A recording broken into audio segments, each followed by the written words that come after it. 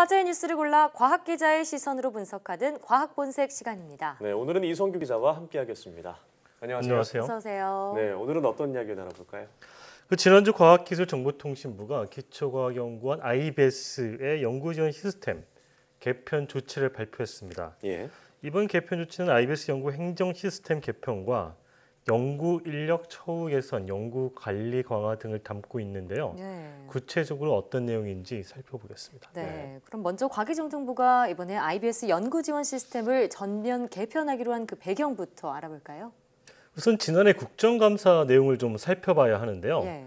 이 지난해 국감에서 이 기초과학연구원과 관련해서 이 다양한 질의들이 쏟아져 나왔는데, 예를 네. 들면은 행정직보다 연구직에 대한 처우가 낮다는 의혹, 예. 성과급과 수당, 겸직, 병가 등 인력 관리에 문제가 있다는 지적, 또 비정규직 문제 등이 지적이 됐습니다. 네. 당시 국감에서 나왔던 지적 가운데 질의 내용 한 가지 들어보고 이어가겠습니다. 예. IBS 특성상, 근데 이게 비정규직하고 아주 보수의 성격한 차별이 있어요.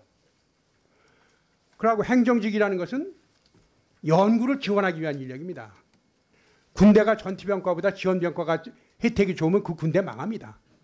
그런데 전투병과는 연구원인데 지원할 행정병과 행정 지원 인력이 훨씬 더 보수가 높습니다.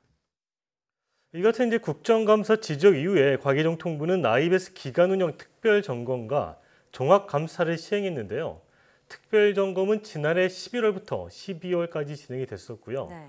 올해 2월부터 5월까지 종합 감사가 이뤄졌습니다. 네. 이 특별 점검과 종합 감사 결과를 토대로 이번 IBS 연구 지원 시스템 개편 조치가 나온 겁니다.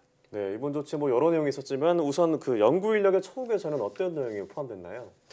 쉽게 말하면은 IBS의 연구 인력이 행정 인력보다 연봉이 낮다. 예. 이거를 좀 개선해야 된다. 그런 내용이었거든요. 지난해 국감에서 지적된 네. 내용이.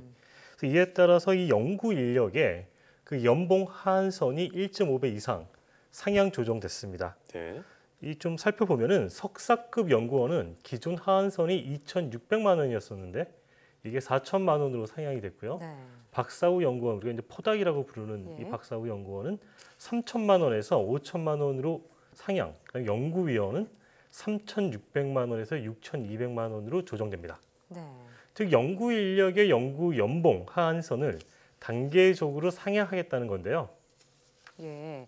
자, 이 연봉 차별 문제뿐만이 아니라 연구단의 인력 채용에서 비리가 있었다는 문제 저희가 보도한 바도 있는데 이번 조치에는 연구단 인력 채용을 체계화하는 그런 내용도 담겼다고요. 이제 쉽게 말하면 이제 공개 채용을 확대하고 채용의 네. 어떤 투명성을 강화하겠다. 이런 내용이었는데요. 이 행정직과 기술직은 IBS 본원이 직접 공개 채용하도록 했고요. 네. 연구단의 그 원활한 연구 지원을 위해 그 연구단별 특화된 연구 기술직을 신설하기로 했습니다. 네, 그리고 아무래도 그 연구진이 연구에만 몰두할 수 있도록 행정 시스템이 통합되고 개편됐다고요. 지금 IBS는 현재 30개 연구단으로 이루어져 있는데요. 예. 이 가운데 이제 현재 행정 업무는 19개 연구단에서 그 연구단별로 각각 맡고 있습니다. 예. 이를 이제 통합해서 5개 행정팀으로 통합하겠다. 이런 조치였고요. 이에 따라서 예산을 집행하고 처리하는 것, 행정과 기술 인력을 관리하고 시설 장비를 구축하고 운영하는 이런 행정 업무 전반을 연구단으로부터 분리해서 본원에서 이제 통합해서 수행하겠다 이런 내용입니다. 예. 또 이런 연구단의 통합 행정을 책임질 수 있도록 본원과 연구단의 행정을 총괄하는 행정부원장직을 도입하기로 했습니다. 네, 정말 대대적인 개편이 이루어지고 있는 것 같은데요. 연구 관리와 관련해서는 어떤 점이 개선되나요? 이 연구단별로 어떤 예산 배분 기준을 마련하고 연구 장비 구축과 관련해서 계획을 수립해서 운영하기로 했습니다. 이 연구비 배분과 결산은 이사회 보고를 통해서 연구비 편성과 배분 시스템을 체계화했고요. 또 시약과 재료, 사무용품 등을 공동으로 살 수 있는 중앙 구매 제도를 도입해서 연구 관리 개선을 위해서 매년 정산하도록 할 예정입니다. 네, 뿐만 아니라 그 연구단장의 잦은 해외 출장 문제도 많이 거론이 된 것 같은데 이와 관련해서 사전 심의 제도도 도입된다고요. 해외 출장 사전 심의 제도는 이 본원 행정 조직의 출장이나 연구단 연구직이 장기 출장을 나갔을 때 사전에 심의하는 제도를 말하는데요. 네. 네. 이를 통해서 해외 출장 투명성을 높이겠다. 그런 취지입니다. 또 출장을 갔다 오고 나면 출장 보고서를 등록하게 하고 네. 또 공개하도록 했습니다. 그렇군요. 자, 앞서 국감의 지적 이후 특별점검과 함께 종합감사가 이루어진 바 있다라고 말씀해 주셨는데 이 과기정통부 종합감사는 언제 IBS에 통보가 되나요?